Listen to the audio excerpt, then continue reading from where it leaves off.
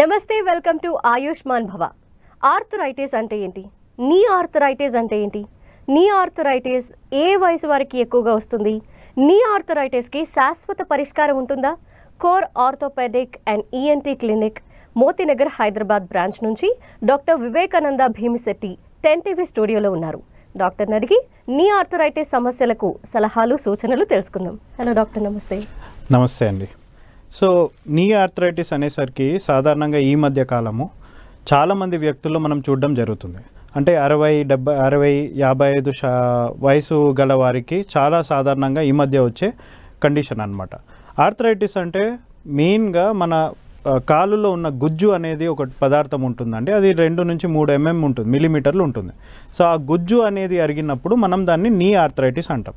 ఈ గుజ్జు ఏ కారణం వల్ల అరిగిందన్నది మనము పరీక్షలు చేసి కనుక్కుంటాం అన్నమాట. సో ఆర్థరైటిస్లో 2 రకాలు ఉంటాయండి. ఒకటి primary arthritis, secondary arthritis. Primary arthritis అనేది కేవలం ఏజ్ వల్ల, అంటే వయసు వల్ల వాళ్ళ మెటబాలిజం అనేది తగ్గిపోయి అరిగే పరిస్థితిలో దాన్ని ప్రైమరీ ఆర్థరైటిస్ అంటాం.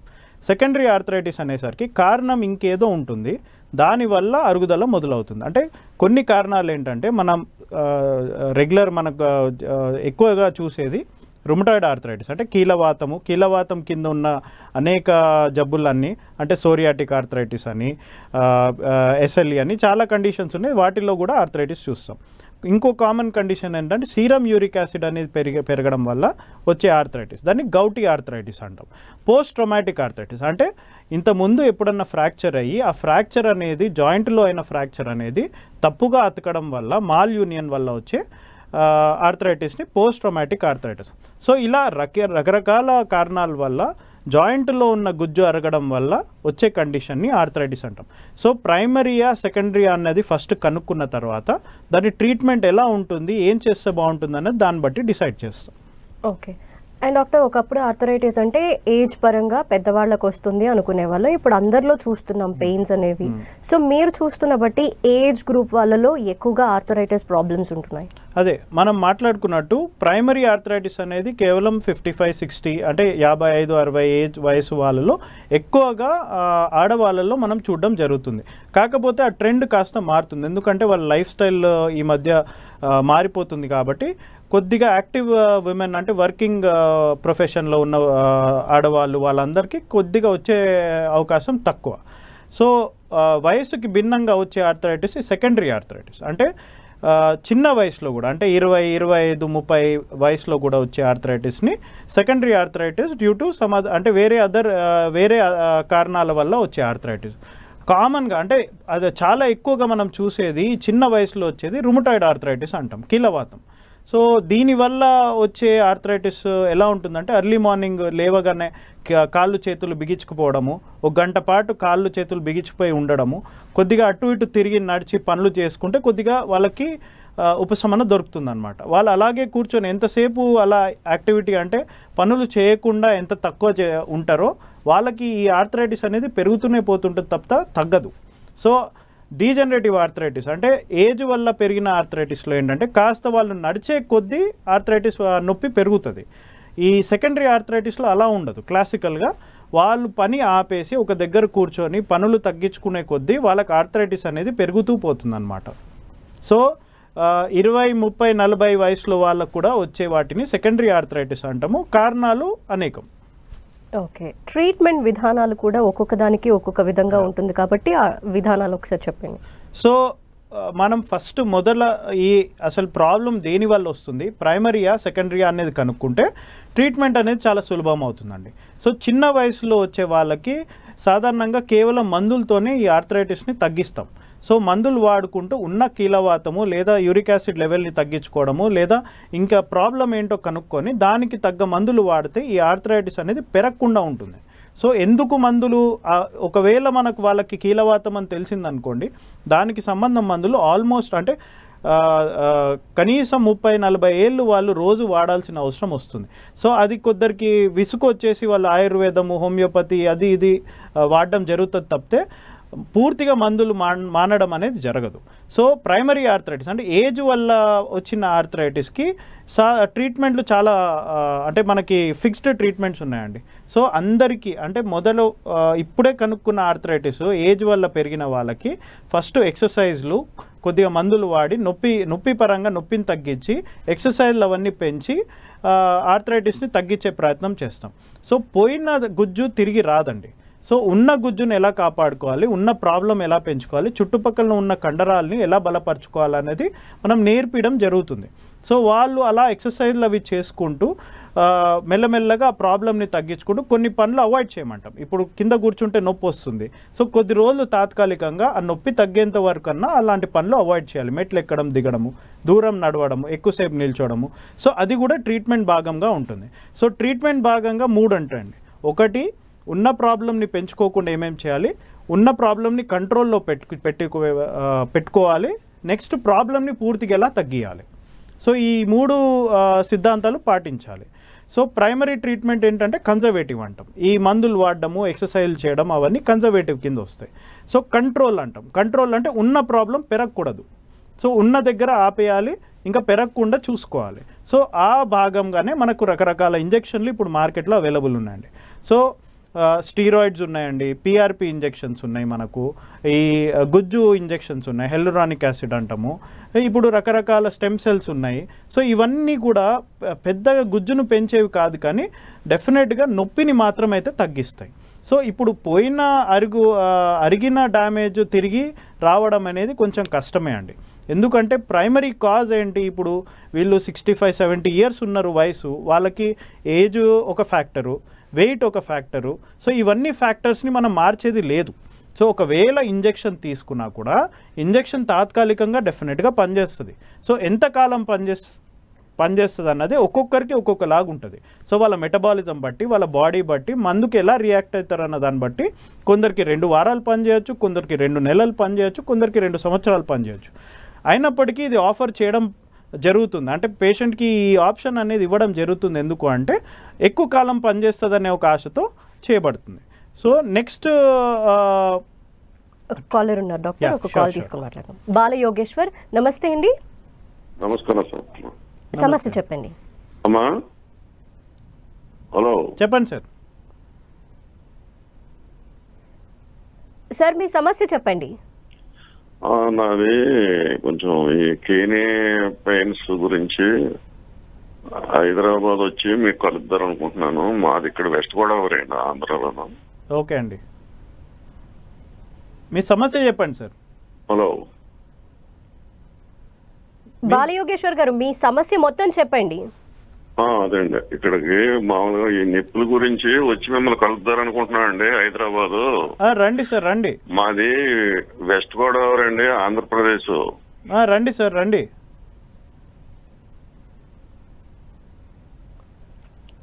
ఓకే, బేసిక్గా ఏజ్ పరంగా వచ్చిన కీళ్ళ నొప్పులు అని అర్థమవుతుంది. సో ట్రీట్మెంట్ ఏజ్ పరంగా తీసుకోవాల్సిన జాగ్రత్తలు కావచ్చు, వాటి గురించి కూడా ఒకసారి ఎక్స్ప్లెయిన్ చేయండి. సో ఆబ్వియస్లీ ఇప్పుడు ప్రాబ్లం వచ్చాక ఎలా ట్రీట్ చేస్తామనే ఆ ఆలోచన విధానాన్ని మార్చుకోవాలి జనాలు. సో ప్రాబ్లంని ఎలా అరికట్టాలి, అసలు రాకుండా ఏమేమి జాగ్రత్తలు తీసుకోవాలనేది ఆ ఆలోచన అనేది జనాల్లో స్ట్రాంగ్గా ఉండాలి.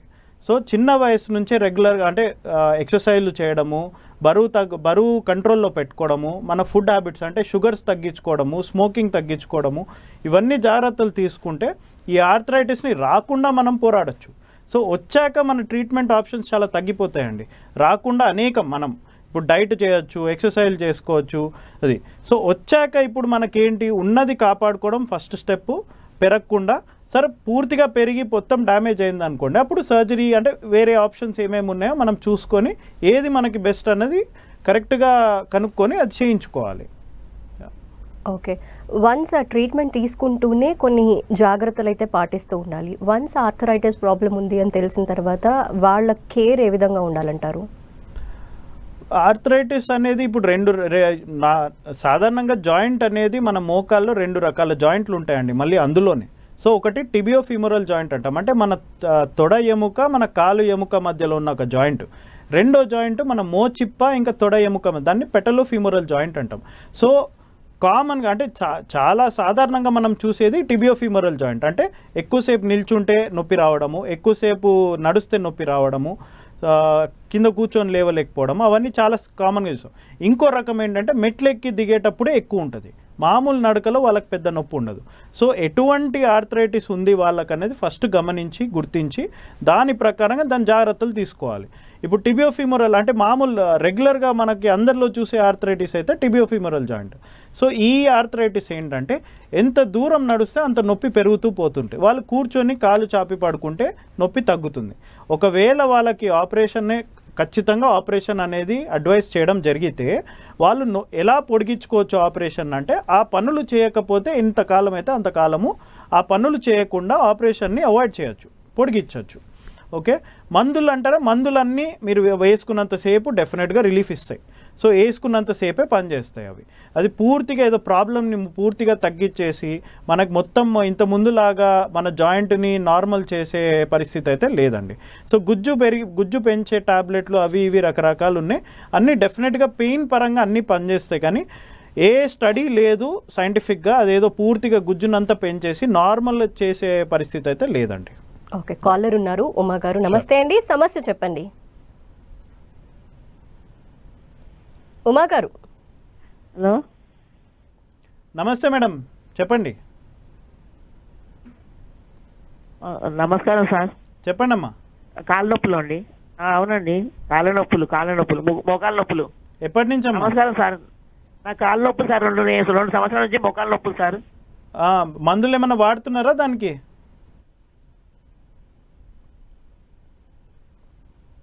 ఉమ్మగారు, టీవీలో కాకుండా ఫోన్లో మాట్లాడండి. చాలా మందులు వాడినా సార్, ఏం తగ్గుతలేదు అసలు. నడిస్తే కొద్దిసేపు నడిస్తే నడుములో నొప్పి వస్తుంది సార్.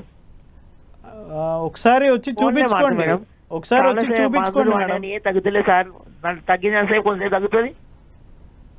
అదే ఒకసారి వచ్చి చూపించుకోండి మేడం, ఏం మందులు వాడారు అన్ని చూసి ఏ ట్రీట్మెంట్ మీకు బెస్ట్ అనేది అడ్వైస్ చేస్తాం. ఓకే, ఆర్థరైటిస్కి ఒక పర్మనెంట్ సొల్యూషన్ అంటూ ఉంటుందా డాక్టర్, లేదా ఒకసారి ట్రీట్మెంట్ తీసుకున్నా మళ్ళీ ఏమైనా నొప్పులు రికవర్ అవుతాయా, మళ్ళీ రియాకర్ అవుతాయా? అదే అండి, ఇప్పుడు మనం కాజ్ కనుక్కోవాలి ఫస్ట్. సో మనం సెకండరీ ఆర్థరైటిస్ గురించి మాట్లాడాము ఆల్రెడీ. సో కాజ్ తెలిస్తే ఆ సెకండరీ ఆర్థరైటిస్కి మందులు అవన్నీ పనిచేస్తాయని ఒక ఆశ, ఒక ధీమా. ఇప్పుడు ప్రైమరీ ఆర్థరైటిస్ అంటే ఏజ్ వల్ల పెరిగిన ఆర్థరైటిస్కి సాధారణంగా ఎండ్ స్టేజ్ ఆర్థరైటిస్ అంటాం. అంటే స్టేజ్ 4 ఆర్థరైటిస్కి రీప్లేస్మెంట్ తప్ప వేరే ఆప్షన్ లేదండి. అంటే ఏది high success rate, best treatment అంటే రీప్లేస్మెంట్ అండి. ఓకే, ఇప్పుడు రీప్లేస్మెంట్ కాకుండా అనేక ఆప్షన్స్ ఇప్పుడు మార్కెట్లో రాబడుతున్నాయి. సో ఒకటి ఏంటంటే మనము ఎంత ట్రీట్మెంట్ మీరు తీసుకుంటారు అంటే గుజ్జు పెంచడానికి ఏదైనా ట్యాబ్లెట్ కావచ్చు, ఇంజెక్షన్ కావచ్చు, లేదంటే కొందరు ఆక్యుపంచర్ అంటారు సో ఏది మీరు చేసినా కూడా మనం ప్రైమరీ కాజ్ ఆఫ్ ఆర్థరైటిస్ ఏంటి, ఇక్కడ ఏజ్ ఒకటి పెరిగింది, వెయిట్ ఒకటి పెరిగింది, మన యాక్టివిటీస్ మారింది లేదు.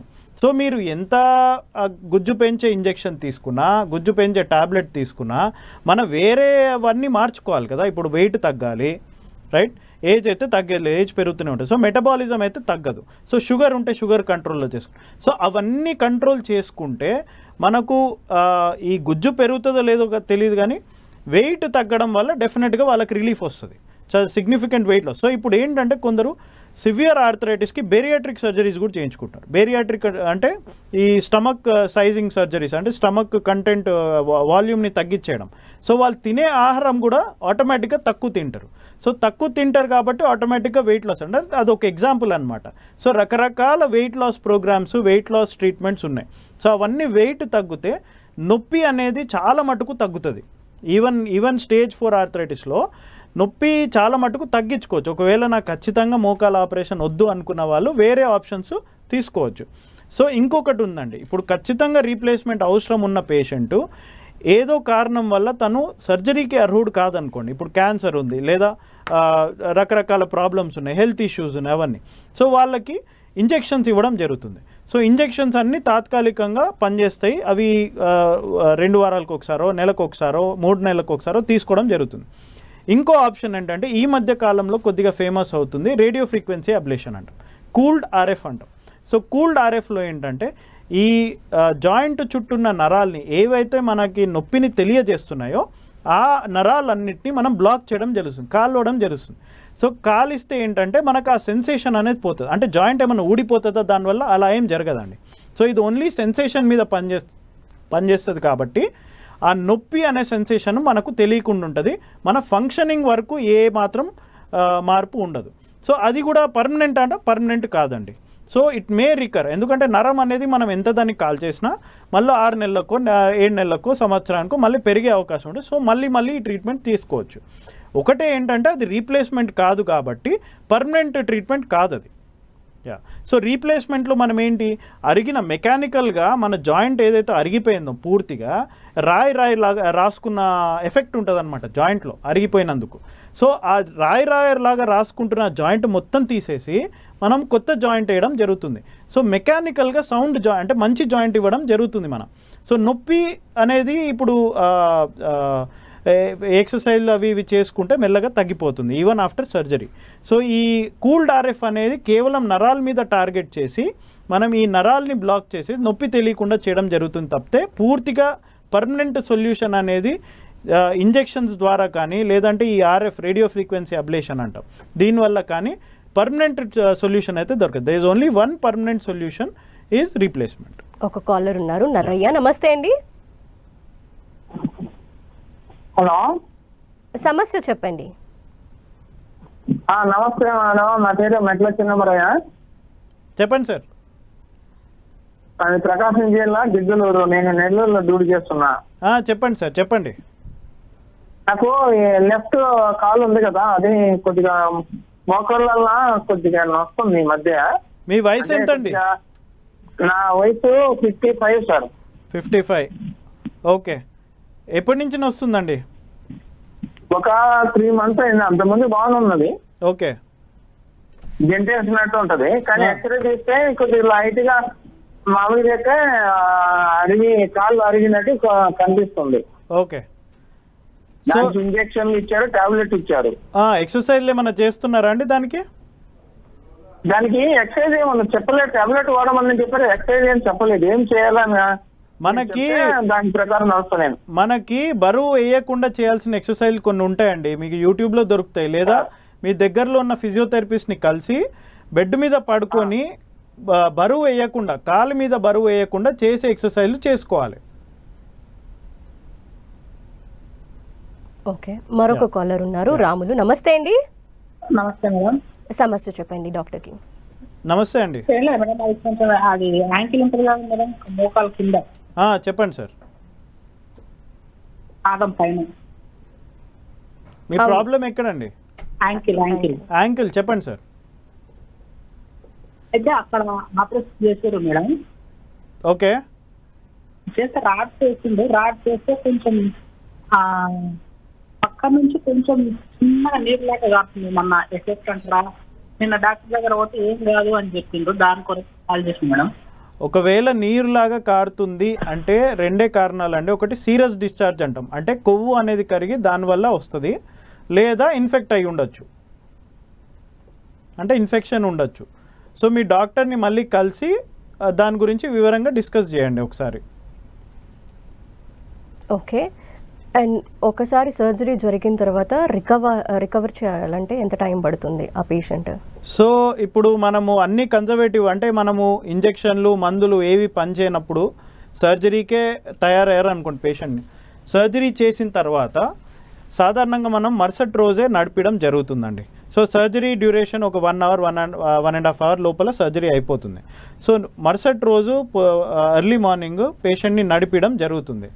సో పేషెంట్ ఇప్పుడు సర్జరీ అయిన తర్వాత నడవగలుగుతారా అంటే డెఫినెట్గా నడవగలుగుతారు. ఎందుకు? ఆర్థరైటిస్ వల్ల, అంటే అరిగిన దాని వల్ల ఉన్న నొప్పిని మనం పూర్తిగా తీసేసి ఇప్పుడున్న నొప్పి ఏంటి, ఆ ఆపరేషన్ చేసిన గాయం వల్ల కాస్త నొప్పి ఉంటుందండి. సో ఆ నొప్పి చాలా ఎక్కువ ఏముండదు, అందరూ తట్టుకునే పరిధిలోనే ఉంటుంది ఆ నొప్పి. సో మరుసటి రోజు నుంచి నడిపడం మొదలు పెడుతుంది నడిపడం జరుగుతుంది పేషెంట్ని. ఒక 2-3 వారాల వరకు పేషెంట్ని ఫిజియోథెరపీ ప్రోగ్రామ్ మీద పెట్టి రెగ్యులర్గా మానిటర్ చేయడం జరుగుతుందన్నమాట. అంటే మా ఫిజియోథెరపిస్టే పర్సనల్గా వెళ్ళి ప్రతిరోజు ఎక్సర్సైజ్లు చేయించి వాళ్ళకి ఏమైనా సమస్యలు ఉంటే వెంటనే మాతో డైరెక్ట్గా కాంటాక్ట్ చేసి ఒకవేళ అవసరమైతే వాళ్ళని వెంటనే హాస్పిటల్కి పిలిపించడం జరుగుతుంది. 2వ వారం మనం కుట్లు తీయడం జరుగుతుంది. ఒక నెల తర్వాత నెల లోపలే అంటే 3 వారాలు 3-4 వారాల మధ్యలో వాళ్ళకి ఎంత ధైర్యం వచ్చింది వాకర్ పట్టుకొని నడవకుండా ఎంత ధైర్యం వచ్చిందన్న దాన్ని బట్టి వాకర్ని తీసేసి వాకర్ లేకుండా నడిపించడం జరుగుతుంది. సో వాళ్ళు పూర్తిగా కోలుకోవడానికి నెలన్నర నుంచి 2 నెలల వరకు పడుతుందండి డెఫినెట్గా. సో రోజు ఐస్ పెట్టుకుంటూ ఉంటారు, ఎక్సర్సైజ్ చేసుకుంటారు. అది అయితే ఇప్పుడు అందరి ప్రశ్న ఏంటంటే ఇప్పుడు మోకాలు నొప్పి ముందు కూడా ఉంది కదా, ఇప్పుడు ఆపరేషన్ తర్వాత కూడా మోకాలు నొప్పి ఏంది అంటే ఈ నొప్పి మనకు రోజు తగ్గే నొప్పి. సో ఈ రోజు ఉన్న నొప్పి రేపు ఉండదు, రేపు ఉన్న నొప్పి ఒక వారం తర్వాత ఉండదు, వారం తర్వాత ఉన్న నొప్పి ఒక నెల తర్వాత ఉండదు. సో నొప్పి తగ్గే కొద్దీ వాళ్ళకి ఆ ధైర్యము అవన్నీ ఆటోమేటిక్గా పెరుగుతూ పోతాయి.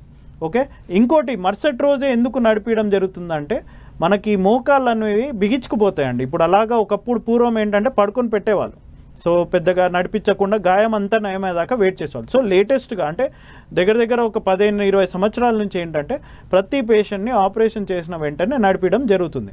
సో మన గాయం నయం అవ్వడానికి ఎంత రెస్ట్ ఇవ్వాలో అది ఇస్తూనే ఉండాలి. ప్లస్ నడక ఎందుకు మనకి కాళ్ళు చేతులు బిగించుకుపోకుండా దానికి ఫిజియోథెరపీ లాగా రోజు నడక కూడా ఉంటుంది. నడక అనేది 2-3 సార్లు రోజుకి ఉంటుంది ఫిజియోథెరపీ భాగంగానే. ఇంకో 2-3 సార్లు వాళ్ళు వాష్రూమ్కి వాటికి వెళ్ళొస్తుంటారు. సో కనీసం 5-6 సార్లు నడక వాళ్ళు రోజు ఎలాగో చేస్తూనే ఉంటారు. అంటే సెకండ్ డే ఆఫ్ సర్జరీ అంటే 2వ రోజు నుంచి. ఓకే, అండ్ పెయిన్ మేనేజ్మెంట్ అని వింటూ ఉన్నాము ఈ మధ్యకాలంలో. ట్రీట్మెంట్లో భాగంగానే సర్జరీకి వెళ్లకుండా దీన్ని ఎంతవరకు ఆప్షన్గా తీసుకోవాలి? సో పెయిన్ మేనేజ్మెంట్ అనేది ఇప్పుడు ఈ మధ్య కాలం చాలా ఇవాల్వ్ అయిన ఈ సబ్జెక్ట్ అండి. సో పెయిన్ మేనేజ్మెంట్లో నేను ఇందాక ఆల్రెడీ డిస్కస్ చేశాను. సో మనము రకరకాల ఇంజెక్షన్స్ ఉంటాయి, ఇంజెక్షన్స్ పనిచేస్తాయా పనిచేయవా అన్న దాన్ని బట్టి కూల్డ్ ఆర్ఎఫ్ అనేది ఒక కొత్త కాన్సెప్ట్ ఒకటి స్టార్ట్ అయింది. సో పెయిన్ మేనేజ్మెంట్ భాగంగా ఈ పిఆర్పి ఇంజెక్షన్స్ కానీ స్టీరాయిడ్స్ కానీ హైలూరానిక్ యాసిడ్ అని రకరకాల ఇంజెక్షన్లు ఉన్నాయండి మార్కెట్లో. సో వీటన్నిటి పని ఏంటి, నొప్పిని డెఫినెట్గా తగ్గిస్తాయి. అది ఎంతకాలం తగ్గుంటుంది, పర్మనెంట్గా తగ్గుతుందా లేదా అన్నది అది బాడీ బట్టి డిపెండ్ అవుతుంది. అండ్ ఇంకొకటి, సో ఈ పెయిన్ మేనేజ్మెంట్ అంటే ఈ ఇంజెక్షన్స్ అన్నీ ఎవరికి పనిచేస్తాయి అన్నది గ్రేడ్ 2, గ్రేడ్ 3 ఆర్థరైటిస్ వాళ్ళకి ఎక్కువగా బెనిఫిట్ అయ్యే అవకాశం ఉంది. సాధారణంగా పెయిన్ మేనేజ్మెంట్ ఆప్షన్స్ తీసుకునే వాళ్ళు ఆల్మోస్ట్ ఒక 60-70% వాళ్ళు శాతం పేషెంట్స్ సర్జరీ ఆప్షన్ ఇచ్చిన వాళ్ళే. సో సర్జరీ అవసరమైన పేషెంట్సే సగం మంది సర్జరీ వల్ల భయం వల్లనో లేదా నమ్మకం లేకపోవడం వల్లనో దానివల్ల పెయిన్ మేనేజ్మెంట్ వైపు వెళ్ళడం జరుగుతుంది. సో ఇంజెక్షన్స్ పనిచేస్తాయి అంటే డెఫినెట్గా పనిచేస్తాయండి, బట్ ఎంతకాలం పనిచేస్తాయి అన్నది అది మనిషి బట్టి మారుతుంది. కూల్డ్ ఆర్ఎఫ్ అనేది నరాల్ని మనము బర్న్ చేసేస్తాం కాబట్టి మనకు నొప్పి తెలియకుండా చేయడమే తప్పితే ప్రాబ్లమ్ని తీసేయడం అయితే జరగదు. ఓకే, నీ రీప్లేస్మెంట్ దాకా వెళ్తున్నారు అంటే వాళ్ళు ఏ స్టేజ్లో ఉన్నట్టు వాళ్ళ స్టేజ్ని బట్టి ఈ ట్రీట్మెంట్ దాకా వెళ్తారా, లేదా ఈ సర్జరీ కాకుండా రీప్లేస్మెంట్ సర్జరీ కాకుండా ఇంకేదైనా సర్జరీ కూడా వాళ్ళకు ఆప్షన్ ఉంటుందా డాక్టర్? రీప్లేస్మెంట్ వరకు అంటే ఇఫ్ రీప్లేస్మెంట్ ఆప్షన్ అనేది పేషెంట్కి ఇవ్వడం జరిగింది అంటే వాళ్ళు ఆల్రెడీ స్టేజ్ 4లో ఉన్నట్టండి. సో స్టేజ్ 4 ఆర్థరైటిస్ అనేది పూర్తిగా గుజ్జంతా అరిగిపోయి బోన్ ఆన్ బోన్ డిజీజ్ అంటాం. అంటే ఎముక మీద ఎముక కూర్చోవడం. గుజ్జు అనేది 3-4 mm గుజ్జు ఏదైతే ఉందో పూర్తిగా అరిగిపోయి ఎముక మీద ఎముక కూర్చోవడం వల్ల ఇది జరుగుతుంది అనమాట. సో వేరే ఆప్షన్స్ అంటారా, అవన్నీ ఎర్లీ స్టేజ్ ఆర్థరైటిస్లో స్టార్ట్ అవుతాయండి. ఎర్లీ స్టేజ్ ఆర్థరైటిస్లో మనకున్న ఆప్షన్స్ ఈ టిబియల్ ఆస్టియోటమీ అంటే మీడియల్ టిబియల్ ఆస్టియోటమీ అని కొన్ని ఉన్నాయండి. అవి అలైన్మెంట్ మార్చి మనం గుజ్జు అరగడం అనేది స్లో డౌన్ చేయడం అనమాట. అంటే పూర్తిగా తగ్గించేయలేము, దాన్ని స్లో చేయడం ప్రాసెస్ని. ఇంకోటి ఆర్థరైటిస్ అంటారు, ఈ ఆర్థ్రోస్కోపీ అంటారు, అంటే కీహోల్ సర్జరీ. సో కీహోల్ సర్జరీస్లో మామూలుగా మనం ఈ డ్యామేజ్ అయిన పార్ట్ ఎంతవరకు ఉంది, ఒకవేళ ఈ కార్టిలేజ్ మనం జస్ట్ షేవ్ చేసి అంటే కొద్దిగా తీసేసి మనం ఆ నొప్పిని తగ్గించచ్చా లేదా అనేది ఒక అటెంప్ట్ మాత్రం చేస్తాం కీహోల్ సర్జరీలో.